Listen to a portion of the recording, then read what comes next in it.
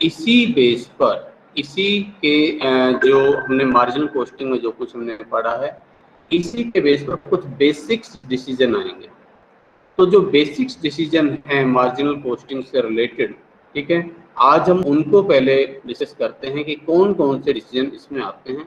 और इसके अलावा प्रॉफिट वॉल्यूम रेशियो और ब्रेक इवन पॉइंट अभी जो हमने निकाला है वो सिंगल प्रोडक्ट के केस में निकाला है। अगर मल्टी प्रोडक्ट्स होंगे, एक से अधिक प्रोडक्ट्स होंगे, तो उस केस में इसको किस तरह से फाइंड आउट कर सकते हैं, ठीक है, जिसको कंपोजिट ब्रेक इवन पॉइंट और कंपोजिट पीवी रेशियो या ओवरऑल पीवी रेशियो बोलते हैं। तो वो हमें इसमें डिस्कस करना है, ठीक है। तो आइए शुरू करते हैं। तो some basic decisions in marginal costing, कौन कौन से डिसीजन लिए जाते हैं, ठीक है। अब कुछ जो है प्योरली डिसीजन मेकिंग से रिलेटेड है, उनको मैं भी बाद में लूंगा, लाइक मेक और बाय, एक्सपेंड, सब्सट्रैक्ट वगैरह, उनको हम बाद में लेंगे। पहले अभी कुछ जो बेसिक छोटी छोटी चीजें हैं, ठीक है, जो मार्जिनल कॉस्टिंग के क्वेश्चन के रूप में भी आ सकती है और डिसीजन मेकिंग रूप में भी आ सकती है, पहले हम उनको लेते हैं। तो ये है पहला डिसीजन मैं ले रहा हूं, accepting an export order below the total cost per unit या below market price, below market price. बड़ी कॉमन सा क्वेश्चन है और अक्सर ही एग्जाम में पूछा जा सकता है आपसे। हम कोई प्रोडक्ट है उसको मार्केट में 25 रुपीज़ के हिसाब से बेच रहे हैं और अभी हम मान लीजिए हम 10,000 यूनिट्स प्रोड्यूस कर रहे हैं और हमारे सामने कोई ऑर्डर आ जाता है एडिशनल यूनिट्स के लिए कि भाई एडिशनल आप 4,000 यूनिट्स और बनाएं, लेकिन इनको आपको बेचना है 20 रुपये पर यूनिट के हिसाब से। तो क्या हमें उस एक्सपोर्ट ऑर्डर को एक्सेप्ट करना चाहिए या नहीं करना चाहिए? तो वहां पर मेन रोल रहेगा आपकी दो कॉस्ट, फिक्स्ड और वेरिएबल कॉस्ट का।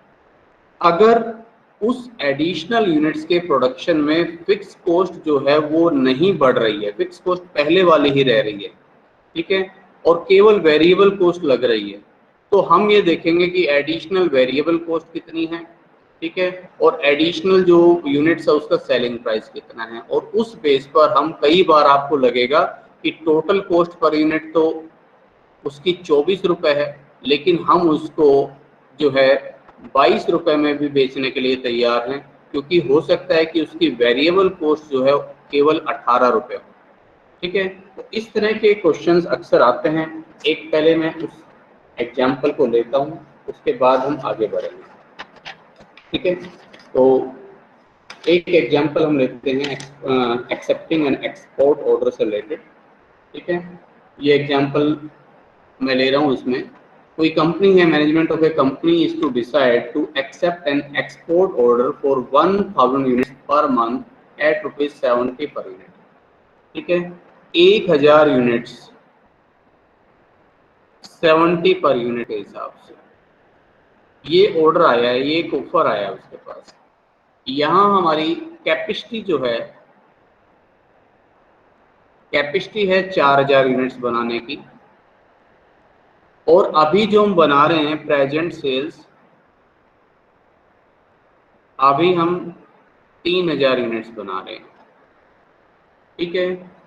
अभी जो हम बेच रहे हैं present selling price 100 per unit, 100 रुपया पर यूनिट, और टोटल कॉस्ट पर यूनिट अभी जो हमारी आ रही है 80 रुपया, यानी कि पर यूनिट 20 रुपये प्रॉफिट कमा रहे हैं।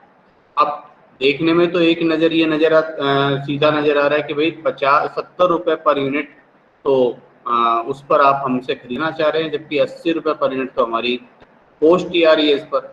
तो हम इसको कैसे एक्सेप्ट करें? अगर हमने इसको एक्सेप्ट कर लिया तो 10 रुपये पर यूनिट का लॉस है, लेकिन ऐसा नहीं है। मार्जिनल कॉस्टिंग जब हमने शुरू की तो हमने बात की थी, हमने बताया था कि दोनों कॉस्ट को हमें एनालाइज करना है, हमें देखना है यहाँ पर वेरिएबल कॉस्ट कितनी है। हो सकता है कि 70 रुपये पर बेचकर भी हमें फायदा हो रहा हो, लेकिन ये बताएगी कौन? ये किससे पता चलेगा? ये वेरिएबल और फिक्स कॉस्ट को जब आप एनालाइज करेंगे तब पता चलेगा। तो यहाँ आपकी टोटल फिक्स कॉस्ट है 60,000, 60,000 रुपया, और एक चीज और ही है, additional shipping expenses, additional shipping expenses ये हैं 4,000 रुपए के। आपसे पूछा कि should we accept this order और नॉट, क्या हम इस ऑर्डर को एक्सेप्ट करें या ना करें। अब एक नजर में तो देखते ही ये समझ में आ रहा है कि यार 70 रुपए पर खरीद रहा है, 80 रुपए पर यूनिट टोटल, तो 4,000 रुपए शिपिंग एक्सपेंसेस और देने पड़ेंगे, भेजने का जो खर्चा है बाहर भेजने का, ठीक है ना, एक तरह से उसको ट्रांसपोर्ट एक्सपेंसेस बोल सकते हो, शिपिंग एक्सपेंसेस बोल सकते हो, वो और देना पड़ेगा। यहाँ तो नुकसान ही नुकसान है, तो इसको तो एक्सेप्ट नहीं करना चाहिए। लेकिन एक तरफा नहीं, एनालाइज करने से पहले अपनी मर्जी से कोई आपको राय नहीं देनी है, ठीक है। तो यहाँ पहले इस चीज को एनालाइज करिए कि आपकी टोटल कॉस्ट है कितनी, प्रेजेंट प्रोडक्शन कितना है। प्रेजेंट प्रोडक्शन अभी आप 3,000 यूनिट्स बना रहे हैं और यहाँ आपकी टोटल कॉस्ट पर यूनिट 80 रुपया है। इसका मतलब टोटल कॉस्ट कितनी है ये जो आप देख सकते हैं, 3,000 को 80 से मल्टीप्लाई करेंगे, 2,40,000 रुपीज ये आपकी टोटल कॉस्ट है। और इसमें से फिक्स कॉस्ट अभी जो आप देख रहे हैं फिक्स कॉस्ट 60,000 रुपीज है, ठीक है। तो 60,000 रुपीज की फिक्स कॉस्ट को मैं यहाँ से लेस कर रहा हूँ, तो अगर मैंने इसको लेस किया तो 1,80,000 रुपीज बचता है जो वेरिएबल कॉस्ट है, ठीक है। अब यहाँ से आप देखें वेरिएबल कॉस्ट पर यूनिट इतनी है, 1,80,000 को आप 3,000 से डिवाइड करें तो 60 रुपया पर यूनिट आपकी वेरिएबल कॉस्ट है। और अब ये चीज इसमें एक रेलेवेंस नजर आती है, इसमें समझदारी नजर आती है कि भाई देखो जो फिक्स कॉस्ट थी 60,000, वो तो 60,000 लग ही चुकी है 3,000 यूनिट पर, एडिशनल 1,000 यूनिट्स बनाने की मेरी कैपेसिटी बची हुई है, क्योंकि 4,000 यूनिट्स बनाने की प्रोडक्शन कैपेसिटी है हमारी, 3,000 हम बना रहे हैं, फिक्स कॉस्ट जो 60,000 थी वो यूज हो चुकी है। तो अगर एडिशनल एक यूनिट में बनाता हूँ तो 60 रुपए की बनेगी और 70 रुपए में बिकेगी, ठीक है। 4,000 रुपये कुछ फिक्स कॉस्ट और आएगी, अब ये रखी है मेंशन कर रखी है तो हम इसको लेंगे नहीं, तो हम फिक्स कॉस्ट को वैसे फिक्स मान लेते हैं। तो अब हमें इसको कंसिडर करना चाहिए, देखते हैं पहले इसको। तो इसको आप इस तरह से करेंगे, ये आपने ली प्रेजेंट सेल्स, प्रेजेंट सेल्स जो कि है 3,000 units, additional units, additional units है 1,000 यूनिट्स जो एक्सपोर्ट ऑर्डर के रूप में आई है हमारे पास। चाहे तो एक तीसरा कॉलम ले सकते हैं टोटल सेल्स जो कि है 4,000 यूनिट्स, ठीक है। और अब हम इस क्वेश्चन को करेंगे कंपैरेटिव वे में। सेल्स यहाँ तो है 100 रुपए के हिसाब से और अगली वाली है ये 70 के हिसाब से, तो 100 के हिसाब से तो अभी हमारी सेल्स ये एट प्रेजेंट तो 3 लाख है और यहाँ 70 रुपए के हिसाब से 70,000 रुपीज टोटल आप करते चलना, 3,70,000 आ जाएगा। वेरिएबल कॉस्ट 60 पर यूनिट, ठीक है, तो 1,80,000 और यहाँ एक यूनिट के लिए 60,000, टोटल 2,40,000, ठीक है। कंट्रीब्यूशन आ जाएगा, कंट्रीब्यूशन 1,20,000 और 10,000, तो टोटल हो गया ये 1,30,000 लेस फिक्स कॉस्ट 60,000 रुपए थी, ठीक है, और कुछ चेंज इसमें नहीं आ रहा, लेकिन शिपिंग एक्सपेंसेस के नाम पे 4,000 रुपए यहाँ देने पड़ेंगे, इसको मुझे बाहर भेजना है क्योंकि इसलिए मुझे 4,000 रुपए देने पड़ेंगे। तो इसको आप फिक्स कॉस्ट का पार्ट माने तो यहाँ 64 लिख दें, नहीं तो यहाँ 60,000 यहाँ डैश लिख दें, यहाँ 60 आ जाएगा और यहाँ डैश यहाँ 4,000 यहाँ 4,000, मतलब टोटल वही 64,000 रुपीज एक तरह से आप इसको फिक्स कॉस्ट कह सकते हैं। प्रॉफिट कितना आएगा, प्रॉफिट आ रहा है अभी एट प्रेजेंट तो हमें 60,000 रुपया मिल रहा है, नया जो एक्सपोर्ट ऑर्डर होगा उससे 6,000 रुपये हमें मिल रहे हैं, तो टोटल हमारा प्रॉफिट बढ़कर 66,000 हो जाएगा। क्वेश्चन को यहीं तक करके नहीं छोड़ना है, आपके जो कमेंट्स हैं उनके नंबर होंगे, कमेंट्स जरूर होने चाहिए। अब आपको यहाँ पर डिसीजन देना है। डिसीजन मेकिंग में डिसीजन पूछा गया, क्वेश्चन नहीं करवाया गया, तो डिसीजन जरूर देना है। अब आपको यहाँ ये बताना है कि एट प्रेजेंट हम 60,000 रुपये कमा रहे थे प्रॉफिट।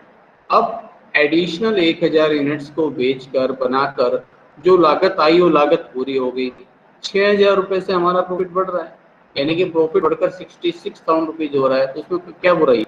इसका मतलब हमें ये एक्सपोर्ट ऑर्डर एक्सेप्ट कर लेना चाहिए, we should go for the export order, लेकिन एक तरफा नहीं। यहाँ हमें एक चीज ये देना चाहिए, subject to condition that it will not affect the sales in domestic market। अब ध्यान से समझना कि अब अगर मान लीजिए डोमेस्टिक जो हमारे कस्टमर्स हैं जो 100 रुपए पर यूनिट पर खरीद रहे हैं, उनको ये पता चले कि भाई हम उनको तो 100 रुपए के हिसाब से बेच रहे हैं और बाहर वालों को हम 70 रुपए के हिसाब से बेच रहे हैं, तो जो हमारे परमानेंट कस्टमर से जाहिर सी बात है, देखिए उन पर कितना बैड इंप्रेशन जाएगा। वो कहेंगे हमें 100 के हिसाब से, उनको 70 के हिसाब से। तो ऐसा भी हो सका है, कई बार क्या होता है कि 6,000 रुपीज एडिशनल प्रॉफिट कमाने के चक्कर में हम क्या कर देते हैं, हम अपनी ये वाली जो डोमेस्टिक सेल्स है उसको डिस्टर्ब कर देते हैं।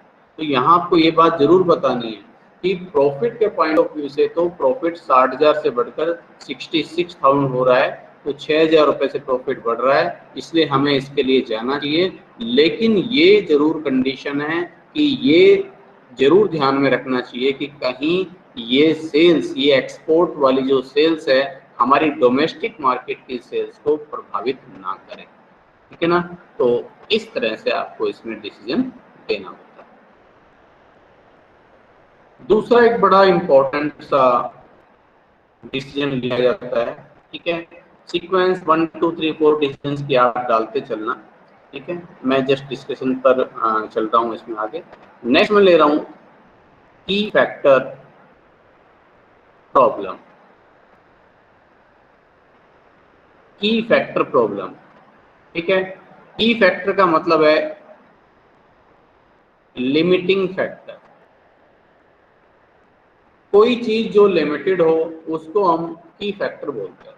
जो चीज भी लिमिटेड उसमें क्वांटिटी में आपके पास अवेलेबल है उसको हम की फैक्टर बोलते हैं। अब जरा बात को समझाने के लिए पहले मैं एक एग्जांपल से शुरू करता हूँ। दो प्रोडक्ट आप बना रहे हो, प्रोडक्ट ए और प्रोडक्ट बी, दोनों का मैं सेलिंग प्राइस लिख देता हूँ। इसका सेलिंग प्राइस है मान लीजिए 500 रुपये और इसका सेलिंग प्राइस है 200 रुपये। ये मैंने वेरिएबल कॉस्ट लिखी, ठीक है। यहाँ पर वेरिएबल कॉस्ट है कितनी लिख दें, मान लीजिए मैंने लिख दी इसमें 250 रुपये, और यहाँ मैंने वेरिएबल कॉस्ट ले ली, इसमें मैं ले लेता हूँ 120 रुपया। तो कंट्रीब्यूशन पर यूनिट आ गया यहाँ 250, ठीक है, और यहाँ पर आया 80 रुपया, ठीक है। पीवी रेशियो भी देख लें। पीवी रेशियो अगर आपने निकाला तो 50%, और ये हो जाएगा 50% कैसे है, 250 डिवाइड बाई 500, और 80 को 200 से डिवाइड करो, मल्टीप्लाई 100 कर लो, ये आएगा 40%। हर एंगल से आप देखें, आपको कंट्रीब्यूशन पर यूनिट के हिसाब से देखें तो भी प्रोडक्ट ए बेटर है, पीवी रेशियो के पॉइंट ऑफ व्यू से देखें तो भी प्रोडक्ट ए बेटर है क्योंकि इसका पीवी रेशियो ज़्यादा है। तो दोनों में से अगर हमें कोई एक यूनिट बनाने के लिए कहा जाए तो किसे बनाना चाहिए, हमारी प्रायोरिटी ए को रहेगी कि भाई ए बनाया जाए। पहले हम अपने रिसोर्सेज ए में यूज करें, बाद में कुछ जब इसकी मार्केट डिमांड पूरी हो जाए फिर भी कुछ रिसोर्सेज बचे। तो जो भी प्रोडक्ट अगर ज़्यादा बेनिफिशियल है लेकिन मार्केट में डिमांड उसकी 1,000 यूनिट ही है, तो इससे ज़्यादा बनाने का कोई फायदा तो नहीं है। 1,000 यूनिट से ज़्यादा बनाओगे मार्केट में बिकेगा ही नहीं। तो ज़्यादा बनाओ, पहले बनाओ का मतलब है कि पहले इसकी मार्केट डिमांड पूरी हो, फिर रिसोर्सेज बचे तो आप बी में लगाओ। लेकिन अब मैं आपको यहाँ की फैक्टर बताना चाह रहा हूँ। की फैक्टर का मतलब क्या है? की फैक्टर का मतलब अब यहाँ जो भी प्रोडक्शन हो रहा है उसको बनाने में आपको पता है कि कुछ कॉस्ट लगती है, एक तो मेटेरियल और एक कन्वर्जन कॉस्ट। इनमें से कोई चीज आपके पास लिमिटेड क्वांटिटी में अवेलेबल है तो आप क्या करोगे, आप पहले उसका वहां यूज करोगे जहां सबसे ज्यादा जरूरी हो। सपोज कीजिए, मान लीजिए आपको सर्दियों का टाइम है और आपको मान लीजिए नहाना है और पानी आपको गर्म करना है, ठीक है। अब पता चलता है कि जो गैस सिलेंडर है, ठीक है, वो खत्म होने वाला है, कभी भी खत्म हो सकता है। तो जाहिर सी बात है आप कम से कम पानी गर्म करने के लिए उसका यूज नहीं करेंगे, क्योंकि आपको पता है वो किसी भी समय खत्म हो सकता है। तो जो जरूरी काम है वहां पर आप उसका यूज करेंगे, ना कि नहाने का पानी गर्म करने के लिए, है ना। तो जो चीज हमारे पास, अच्छा अगर मान लीजिए आपके पास एक सिलेंडर ऑलरेडी एडवांस में रखा हुआ है, 2 रखे हुए हैं और अभी भी जो आपके इसमें सफिशिएंट गैस है, तो हो सकता है कि अगर आपको पानी गर्म भी करना है तो आप वहां पर उसको यूज कर सकते हैं। तो जब चीज आपके पास अनलिमिटेड अवेलेबल होती है तो आप उसको जैसे चाहे यूज करें, लेकिन जब वही चीज लिमिटेड क्वांटिटी में अवेलेबल हो जाती है तो फिर उसका यूज बड़ा ढंग से रैशनली करना पड़ता है ना। आपने तो अभी हाल ही में देखा भी होगा, ऑक्सीजन के सिलेंडर्स हर हॉस्पिटल्स में होते हैं, ठीक है, और उसका जो है कह लीजिए कि आराम से यूज कर सकते हैं, जो डॉक्टर्स वो भी खूब यूज करते हैं। लेकिन कोविड टाइम में, जब कोविड अभी जो सेकेंड वेव पीक पर चल रही थी, तो उस दौरान ऑक्सीजन की शॉर्टेज हो गई थी, तो उसकी भी राशनिंग करने की जरूरत पड़ी। तो वहां पर भी कोशिश ये की गई कि ऑक्सीजन का सिलेंडर पहले वहां सप्लाई किया जाए जहां इसकी ज्यादा जरूरत है। तो जो चीज सीमित हो जाती है वो हमारे लिए की फैक्टर बन जाती है। उसका सही यूज करना, उसका सही इस्तेमाल करना ही सक्सेस का की मंत्र बन जाता है, सक्सेस का की फैक्टर बन जाता है, ठीक है। तो अब मैं यहाँ पर ये कह रहा हूं कि भाई ये जो वेरिएबल कॉस्ट है ना, इस वेरिएबल कॉस्ट में मेटेरियल भी इंक्लूड है। अब कितना है वो चलो मैं अभी नहीं लिख रहा, बस मैं आपको ये कह रहा हूँ कि मेटेरियल इंक्लूड है। और मेटेरियल की जो है, मेटेरियल इन केजी, कितना किलो यूज होता है एक यूनिट को बनाने में, इसकी एक यूनिट को बनाने में बी की 2 किलो मेटल यूज होता है, ठीक है, 2 केजी मेटल। और इसकी एक यूनिट को बनाने में 10 किलो रॉ मेटल यूज होता है। अब बताओ कौन सा प्रोडक्ट बढ़िया है। अब अगर आप ये सोचेंगे, अब देखो अब आपको पर यूनिट से मतलब नहीं है, अब तो आपके पास मेटेरियल क्योंकि लिमिटेड है, तो आप ये देखेंगे कि भाई मेटेरियल लिमिटेड है तो भाई मेटेरियल के हिसाब से मेटेरियल का सबसे अच्छा यूज कहाँ हो रहा है। यहाँ देखा जाए, अब एक तरह से आप पर यूनिट को छोड़ो, देखा जाए तो मैं ये कह रहा हूँ कि यहाँ अगर आप 10 किलो मेटेरियल लगाओगे तो आपको 250 रुपये कंट्रीब्यूशन मिलेगा, यानी कि हर एक किलो मेटल आपको 25 रुपये कंट्रीब्यूशन देकर जाएगा, ठीक है, contribution per KG of raw material. तो हर एक किलो मेटेरियल जो यूज होगा उससे आपको 25 रुपया कंट्रीब्यूशन मिलेगा, और यहाँ 2 किलो मेटेरियल यूज होगा और 40 रुपये 80 रुपये कंट्रीब्यूशन मिलेगा, यानी कि यहाँ लगने वाला हर एक किलो मेटल आपको 40 रुपये कंट्रीब्यूशन देकर जाएगा।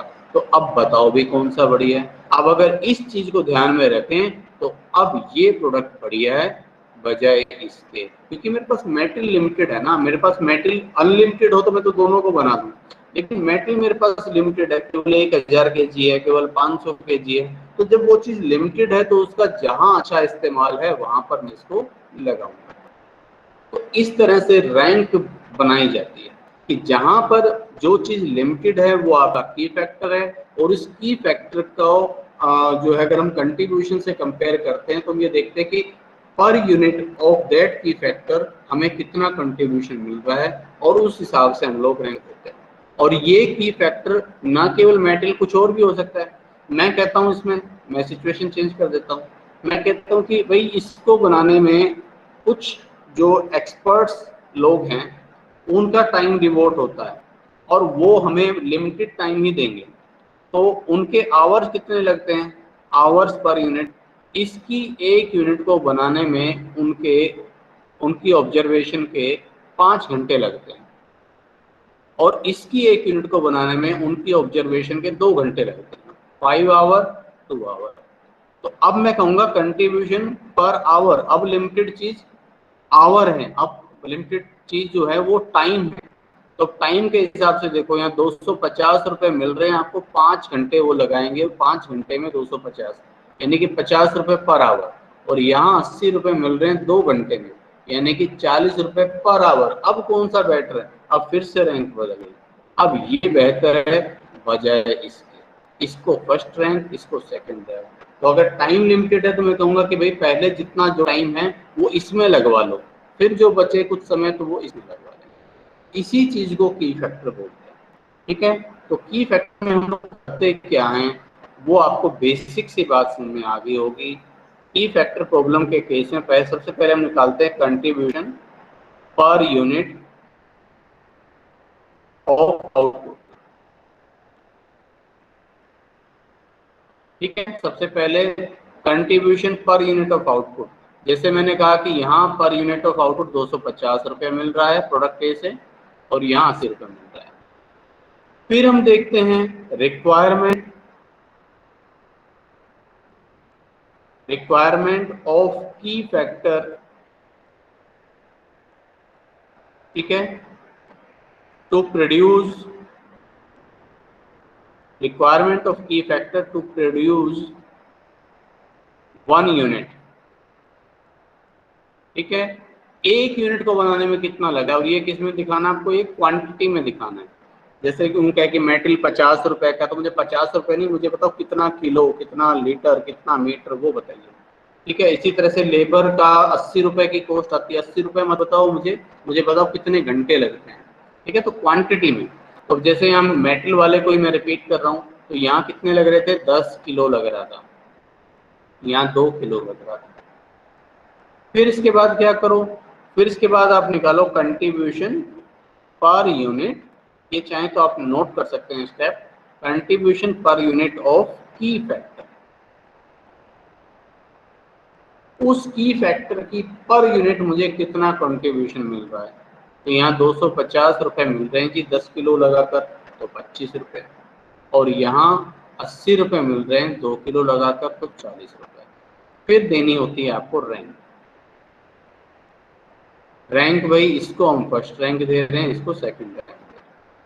इस तरह से इसका करने का तरीका है। वे आउट आपको समझ में आ गया। अब यहाँ हमें 3 काम करने होते हैं इस तरह के क्वेश्चंस में। सबसे पहला असाइनिंग रैंक। रैंक दे दीजिए भाई, जैसे अभी हमने दी कि भाई पहले प्रोडक्ट ए बनाना है, पहले प्रोडक्ट बी बनाना है, या पहले प्रोडक्ट सी बनाना है, फिर बचे तो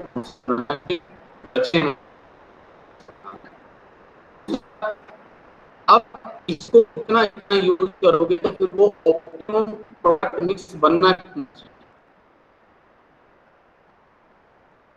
ऑप्टिमम प्रोडक्ट मिक्स।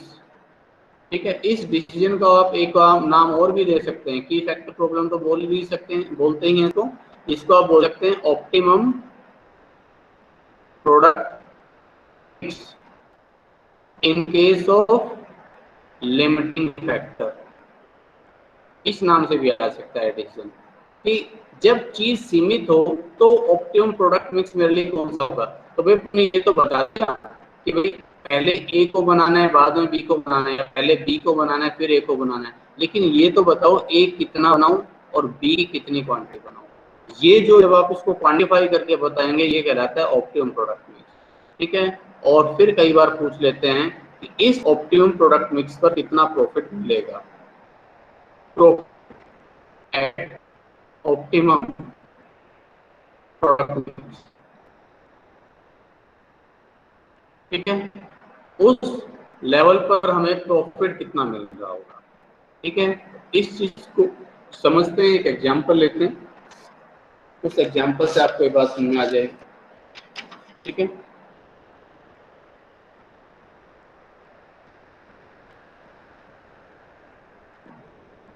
यहाँ एक एग्जांपल मैं इसमें ले रहा हूँ। आपके पास प्रोडक्ट्स हैं एक्स और वाई। ठीक है, अभी 2 से ही ले लेते हैं, आप चाहें इसमें जितना ले सकते हैं, वैसे 2 3 4 जितने प्रोडक्ट्स हों, तरीका यही रहेगा। अब मैं इनकी कुछ डिटेल लिख देता हूँ।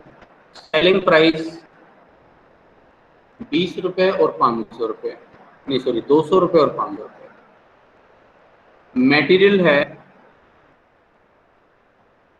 मटेरियल दे रखा है ₹10 पर केजी। और मेटल कॉस्ट है 50 रुपया और 150 रुपया। अब ध्यान देना इस चीज पर। अब यहाँ ये मुझे देने की जरूरत नहीं कि मेटल कितनी क्वांटिटी में लगता है, अब आपको अपने आप निकालना है। 50 रुपए का मेटल लगता है और 10 रुपए पर केजी, तो भाई कितना लगता है, 5 किलो लगता है। 150 रुपए की मेटल कॉस्ट आती है और मेटल है 10 रुपए पर केजी, तो कितना किलो लगता है भाई, 15 किलो लगता है। तो अपने आप क्वांटिफाई कर सकते हैं। लेबर है ₹20 पर आवर, 20 रुपए पर आवर के हिसाब से पे करते हैं। यहाँ लेबर कॉस्ट 80 रुपए आ रही है और यहाँ 100 रुपए आ रही है। तो अगर लेबर लिमिटेड फैक्टर हो तो आप अपने आप निकाल सकते हैं कि 80 रुपए 20 रुपए पर आवर, ठीक है, तो इसका मतलब 4 घंटे लग रहे हैं। यहाँ 100 रुपए कॉस्ट आ रही है और 20 रुपए पर आवर, यानी कि 5 घंटे लग रहे हैं, अगर उससे हमें कंपेरिजन करना पड़े तो। वेरिएबल ओवरहेड्स 200 और 150 रुपए। वेरिएबल ओवरहेड्स यहाँ 20 रुपया, सॉरी 200 नहीं, 20 रुपया और 150 रुपया। और आगे दे रखा है हमें मार्केट डिमांड, ठीक है। यहाँ मैं थोड़ा स्पेस बचा लेता हूँ, मुझे दोबारा लिखना नहीं पड़ेगा फिर बाद में जब सॉल्यूशन कराऊंगा। तो मार्केट डिमांड लिख देता हूँ मैं। मार्केट में प्रोडक्ट एक्स की डिमांड है 1000 यूनिट और प्रोडक्ट वाई की डिमांड भी 1000 यूनिट है, यानी कि कितना ही प्रॉफिटेबल प्रोडक्ट हो, डिमांड से ऊपर तो बनाना, एक तरह से उसको वेस्ट करना है, ठीक है। फिक्स्ड ओवरहेड्स हैं, फिक्स्ड ओवरहेड्स 1,00,000 रुपए हैं, ठीक है। और अब मैं आपसे कह रहा हूं कि आप ऑप्टिमम प्रोडक्ट मिक्स बनाओ, ठीक है, और वहां पर प्रॉफिट भी निकालो। जबकि मैं कह रहा हूं कि रॉ मेटेरियल आपके पास अवेलेबल है, रॉ मेटेरियल लिमिटेड है और रॉ मेटेरियल आपके पास केवल 17,000 kg अवेलेबल है। 17,000 kg raw material is available to you. और अब इस 17,000 kg का सबसे अच्छा यूज करके दिखाओ, ठीक है। तो अभी जैसे कि मैंने आपको बताया लगभग आधा काम तो वही रहेगा, तो इतना तो आपको दोबारा से लिखना ही है, तो मुझे दोबारा ना लिखना पड़े इसीलिए मैं इसी में कर रहा हूँ इसको। तो यहाँ से मुझे वेरिएबल कॉस्ट मिल जाएगी per unit, variable cost per unit 50 और 80, 130 और 20, 150 रुपया।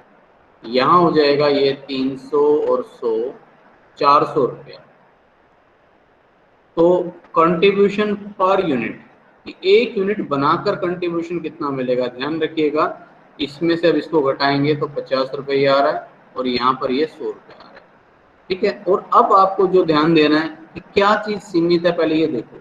यहाँ पर रॉ मेटेरियल लिमिटेड है, सेकंड पॉइंट पे इन्होंने लेबर को भी लिमिटेड कर रखा है, लेकिन मैं पहले अभी एक पर ही फोकस करवाना चाह रहा हूँ।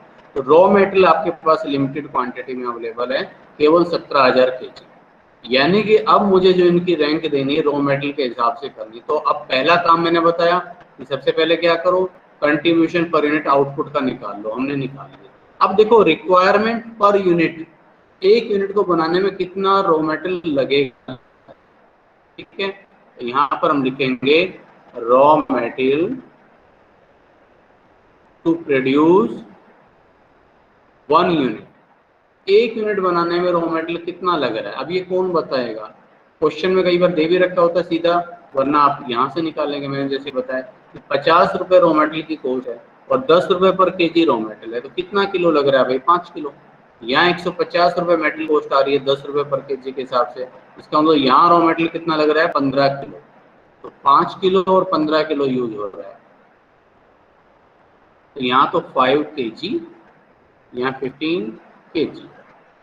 और अब आप निकाल दे contribution per KG of raw material, raw material per KG, ठीक है ना। रॉ मेटेरियल की 1 किलो जो हम यूज कर रहे हैं क्वांटिटी, उस पर हमें कितना कंट्रीब्यूशन मिल रहा है, यहाँ हमें 10 रुपया मिल रहा है और यहाँ मिल रहा है 100 डिवाइडेड बाय 50, यहाँ मिल रहा है 6.67। तो पीवी रेशियो की तो खैर जरूरत नहीं है।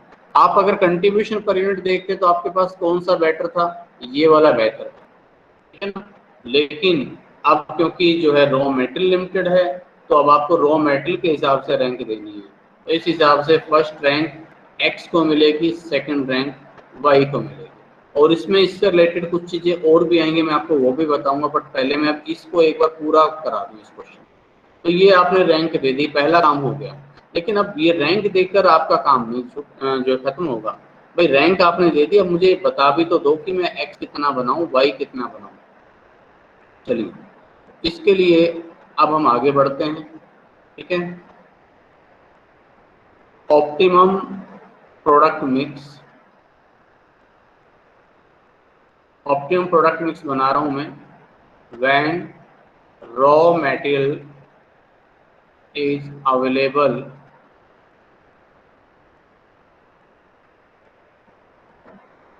17,000 kg। तो आप इसको अच्छी प्रेजेंटेशन लगेगी और आपके समझ में भी अच्छे से आएगा। आप इसकी एक टेबल से आप इसको बनाएं। ठीक है, यहाँ आप लिखें रॉ मटेरियल, ये जो भी चीज़ है, लेबर है तो लेबर अवेलेबल,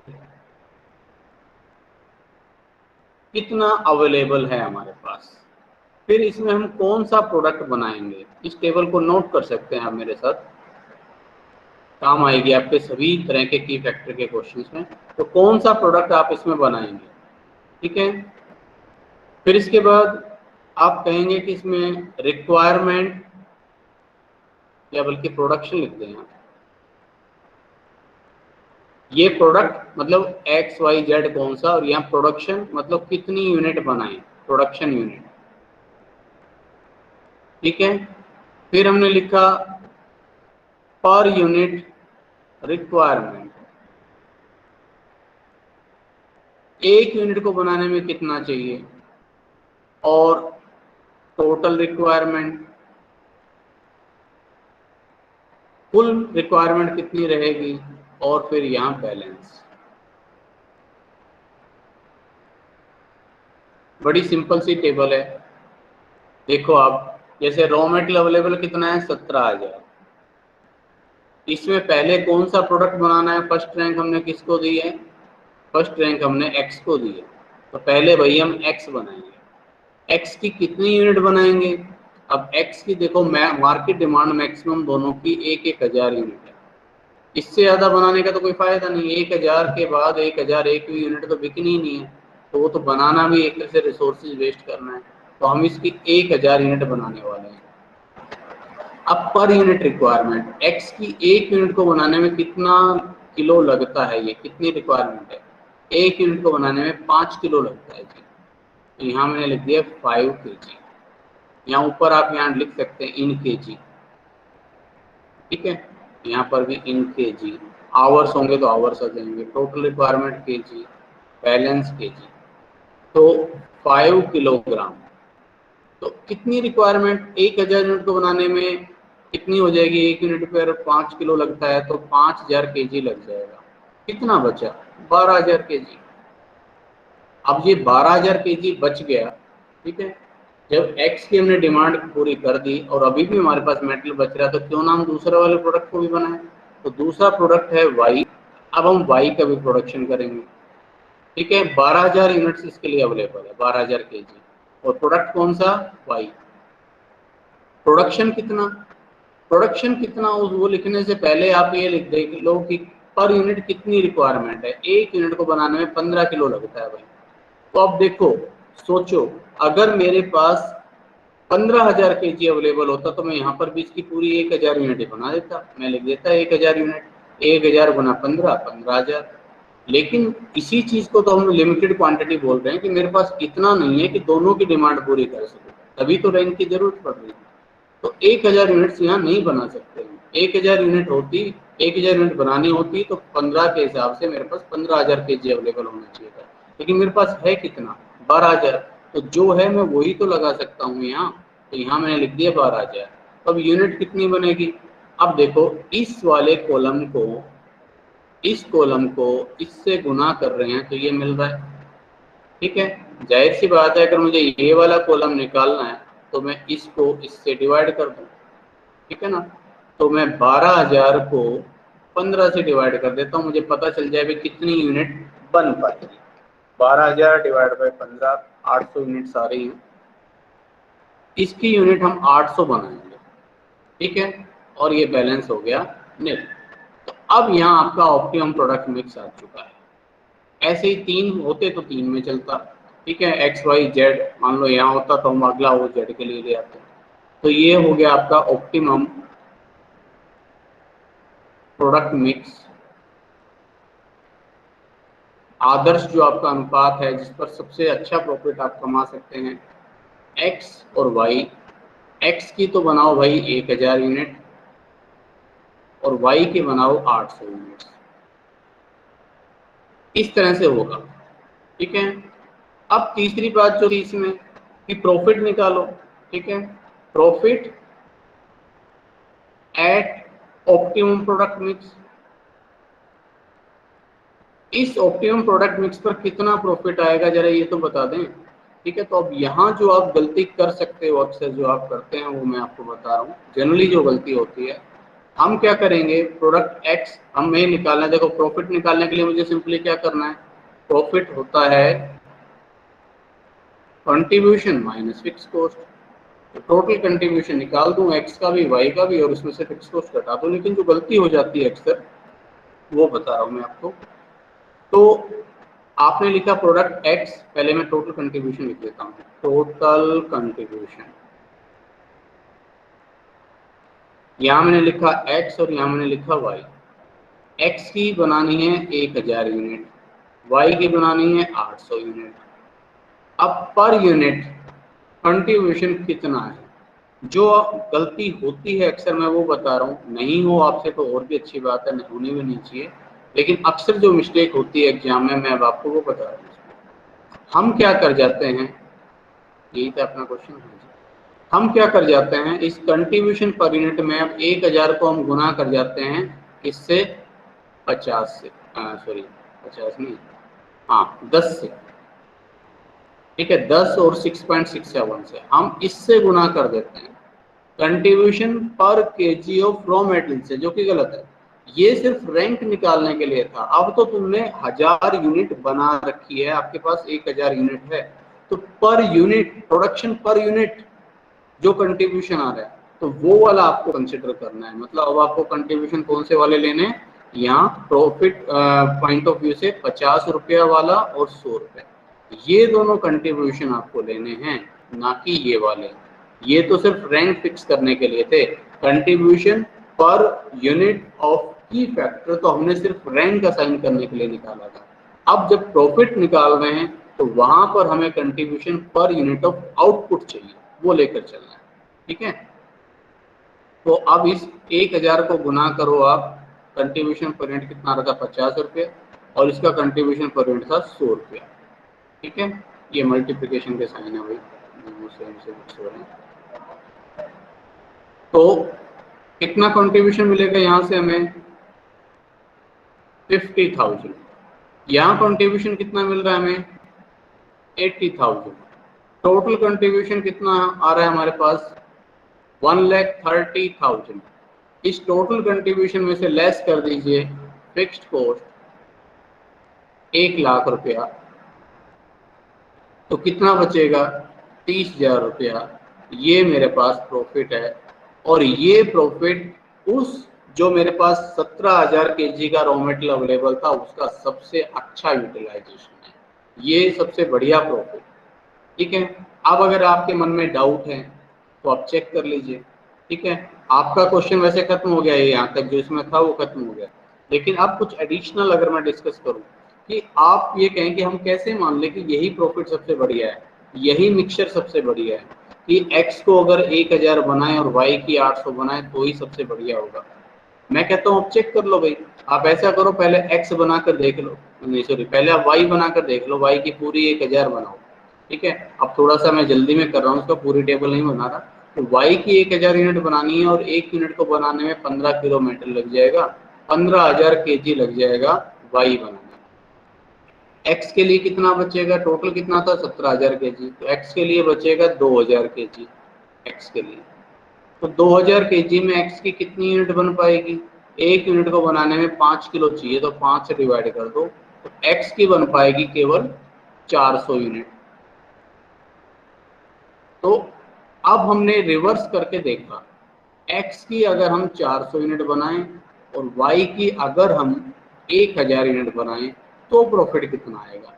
देखिए जरा कंट्रीब्यूशन कितना है, 400 और y की 1000 और कंट्रीब्यूशन पर यूनिट x से हमें कितना मिल रहा था, वही 50 रुपये पर यूनिट वाले में पर यूनिट कंट्रीब्यूशन नहीं लिखना, ठीक है। और यहाँ से हमें मिल रहा था 100 रुपया, तो कितना हो गया ये भाई 20,000, ये 1 लाख। टोटल कंट्रीब्यूशन कितना आया 1,20,000 और इसमें से 1 लाख लेस कर दो तो प्रॉफिट आ गया 20,000। अब प्रॉफिट 20,000 है जब प्रॉफिट 30,000 था, सिर्फ मिक्सचर बदला और लाभ 10,000 रुपये से कम हो गया। क्यों हुआ, क्योंकि आपके रिसोर्सेज का सबसे अच्छा यूज तो यहाँ हो रहा था, इसीलिए तो इसको ऑप्टिमम प्रोडक्ट मिक्स बोलते हैं, ठीक है। तो ये आपको इस तरह से करना है। अब मैं आपको एक चीज और बताऊं, अगर यहीं पर ही मैं कहता हूं इसका जो सेकंड पार्ट है, लेबर आपके पास अवेलेबल है ओनली 8,000 आवर्स, थोड़ा शॉर्ट में करेंगे इसको, तो आपको क्या करना है, देखो कंट्रीब्यूशन पर यूनिट तक हम पहुंचे ही हुए, मैं लिख दूं दोबारा, सिर्फ इतना लिख देता हूं कंट्रीब्यूशन पर यूनिट, सी पर यूनिट, ये एक्स का और ये वाई का, ठीक है। एक्स का तो आ रहा था 50 रुपये, वाई का 100 रुपया। अब मुझे ये देखना है इसमें कि raw sorry labour hours per unit, एक यूनिट को बनाने में कितने घंटे लगते हैं, वो आपको यहाँ से अपने क्वेश्चन से पता चलेगा। यहाँ अगर आप यहाँ देखें इधर, तो लेबर की 80 रुपये पोस्ट है, 20 रुपये रेट, यानी कि 4 घंटे लगते हैं। या 100 रुपीज पोस्ट है, 20 रुपये यानी कि यहाँ 5 घंटे लगते हैं। तो इनको बनाने में 4 और 5 घंटे लगते हैं क्रमशः, ठीक है। इसको बनाने में 4 घंटे, इसको बनाने में 5 घंटे। तो अब आपको निकालना है कंट्रीब्यूशन, ये आवर लिख देना बीच में, कंट्रीब्यूशन पर आवर। तो यहाँ से अगर आप 50 को 4 से डिवाइड करेंगे तो आपको हर घंटे के 12.5 रुपये मिल रहे हैं, और यहाँ आपको हर घंटे के 20 रुपये मिल रहे हैं। अब क्या कौन सा बेटर हो गया, अब रैंक बदल चुकी है भाई, अब फर्स्ट रैंक किसको मिलेगी, सेकंड रैंक किसको। तो आपके पास जो 8,000 घंटे हैं उनमें पहले कौन सा बनाइए, वाई, फिर कुछ बचे तो एक्स। टेबल कैसे बनेगी, उसी ढंग से 6 कॉलम्स हैं आपकी इस टेबल में। तो आपने यहाँ लिखा आवर्स अवेलेबल, यहाँ ऊपर लिख देना कि optimum product mix when labour hours are available 8,000, ठीक है। तो आवर्स अवेलेबल, ठीक है, फिर प्रोडक्ट, फिर प्रोडक्शन यूनिट्स में, ठीक है, फिर पर यूनिट रिक्वायरमेंट, अभी जो बताई मैंने टेबल कि एक यूनिट को बनाने में कितने घंटे लगते हैं, फिर टोटल रिक्वायरमेंट कितनी लगेगी, और फिर बैलेंस। पहले कौन सा बनाना है भाई, वाई, कितने घंटे अवेलेबल हैं 8,000, पहले वाई को बनाइए। वाई की एक यूनिट बनाने में कितने घंटे लग रहे हैं, 5 घंटे, ठीक है। अच्छा सॉरी, यहाँ तो मुझे लिखना है प्रोडक्शन यूनिट्स, तो मार्केट डिमांड कितनी है 1,000, 1,000 घंटे और एक यूनिट को बनाने में 5 घंटे, तो टोटल कितने लग गए 5,000 घंटे। कितने बचे बैलेंस 3,000, इन 3,000 को यहाँ ले आइए, इससे बनाएंगे हम एक्स, एक्स की एक यूनिट को बनाने में 4 घंटे लगते हैं। अब अगर मेरे पास 1,000 यूनिट मुझे बनानी होती तो मेरे पास घंटे बचने चाहिए थे 4,000, 4,000 घंटे अगर मेरे पास होते तो 1,000 गुना 4, 4,000, ठीक है, हो जाता काम। लेकिन समस्या ये है कि मेरे पास घंटे केवल 3,000 ही अवेलेबल है। तो इन 3,000 घंटे से मैं एक्स की कितनी यूनिट बना सकता हूँ, उसके लिए मुझे 3,000 को 4 से डिवाइड करना पड़ेगा, 750 यूनिट, ठीक है। तो अब आप यहाँ देखिए ऑप्टिमम प्रोडक्ट मिक्स बनेगा, एक्स का तो 750 यूनिट, लिख तो यहाँ सीक्वेंस में लेते हैं, एक्स का 750 और वाई का 1,000 यूनिट्स, जब आवर्स लिमिटेड है तो।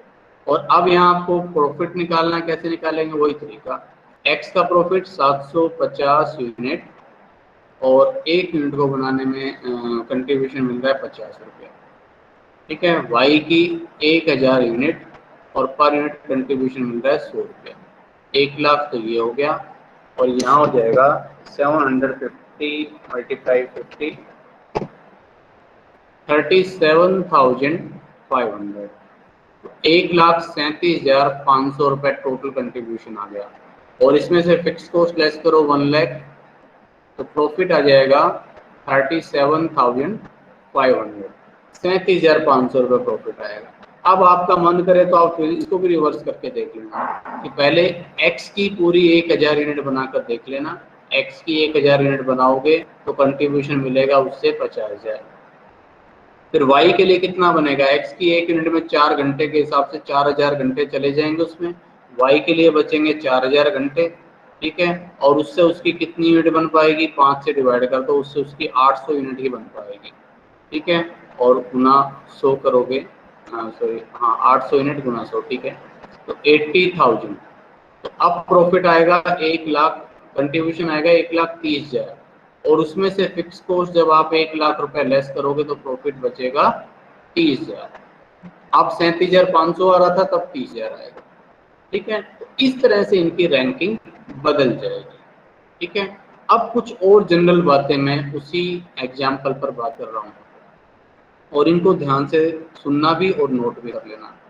तो जब आपके पास मैंने कहा कि रॉ मेटेरियल लिमिटेड है, ठीक है, ई फैक्टर, और मैंने कहा रैंक। जब मैंने कहा रॉ मेटेरियल लिमिटेड है तो किस वाले को लेंगे, कौन से वाले प्रोडक्ट को पहली प्रायोरिटी देंगे? उस केस में फर्स्ट प्रायोरिटी हम उस प्रोडक्ट को देंगे, ठीक है, जो प्रोडक्ट हमें contribution per KG of metal, ठीक है, contribution per KG, litre, metre, जो भी हो रॉ मेटेरियल अधिक दे रहा हो उसके हिसाब से रैंक देंगे। मैंने कहा लेबर लिमिटेड, अभी आपने देख लिया, एक बार आपसे बोला जाता है प्रोडक्शन कैपेसिटी, लेबर और प्रोडक्शन कैपेसिटी लगभग एक ही बात है। मशीन आवर्स लिमिटेड है, मान लीजिए प्रोडक्शन कैपेसिटी अगर बोल देता है इज लिमिटेड, उस केस में कंट्रीब्यूशन पर आवर, पर प्रोडक्शन आवर, ठीक है, जिसका ज्यादा हो उसको रैंक देनी है। कंट्रीब्यूशन पर आवर जिस प्रोडक्ट का अधिक होगा अगर प्रोडक्शन कैपेसिटी लिमिटेड हो तो। मैं कहता हूँ कई बार मैं इसमें मान लीजिए मैंने लिख दिया सेल्स क्वांटिटी इज लिमिटेड।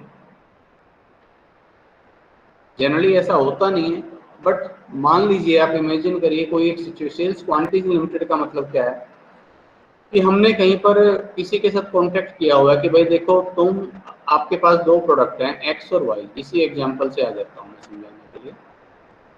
इसी एग्जांपल से आपके पास दो प्रोडक्ट हैं एक्स और वाई, ठीक है जी, और ये मुझे अब जबकि ऐसा रियलिटी में जनरली मिलेगा नहीं, बट समझाने के लिए बात को, थ्योरेटिकल कंसेप्ट को, मैंने कहा कि आप यहाँ पर अपनी भाई 2000 जो है 1500 यूनिट बेच सकते हैं, केवल 1500 यूनिट, ठीक है।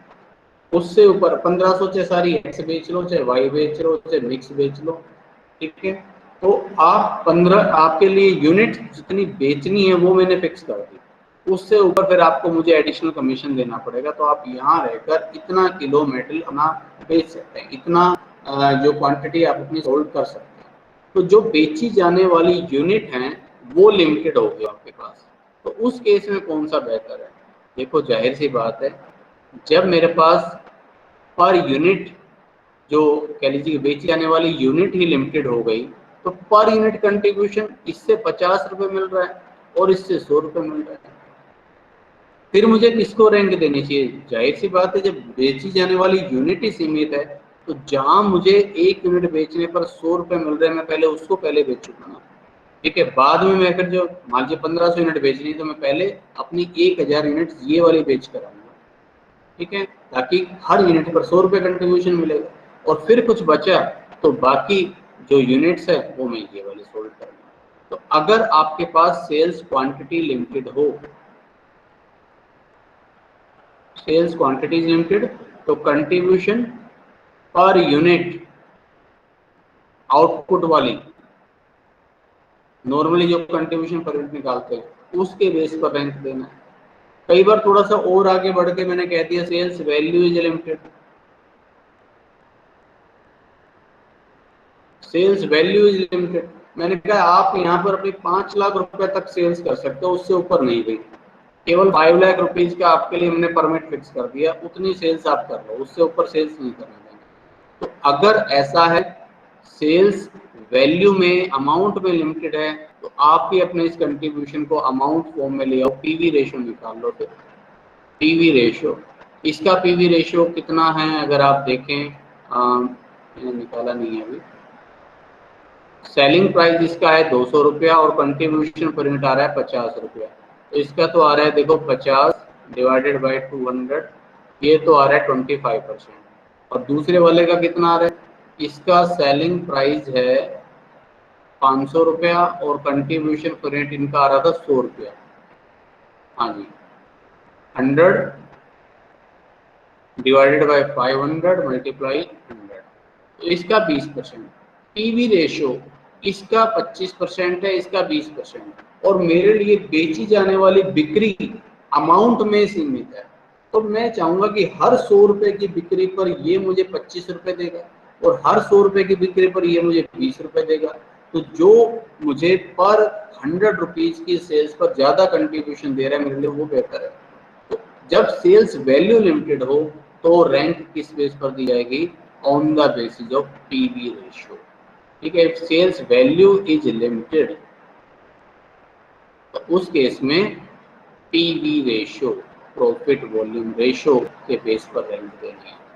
मतलब जो चीज सीमित मात्रा में है उस सीमित मात्रा का देखो सबसे अच्छा इस्तेमाल कहाँ हो रहा है। ठीक है, उसका सबसे अच्छे इस्तेमाल के हिसाब से आपको अपना प्रोडक्ट मिक्स बनाना है, सेल्स मिक्स तैयार। ठीक है, तो आज ये दो बेसिक से सिंपल से डिसीजन हमने लिए जो कि वैसे मार्जिनल कॉस्टिंग में अलग से डिसीजन मेकिंग में नहीं आते, मार्जिनल कॉस्टिंग के एक पार्ट समझे जाते हैं, लेकिन हमने इनको समझा और ये इम्पोर्टेंट है। ठीक है, नेक्स्ट टाइम हम composite break even point, composite PV ratio और फिर कुछ फर्दर जो डिसीजंस हैं उन डिसीजंस को हम नेक्स्ट लेक्चर में कवर करेंगे। ठीक है, आज इतना ही, बाकी नेक्स्ट टाइम।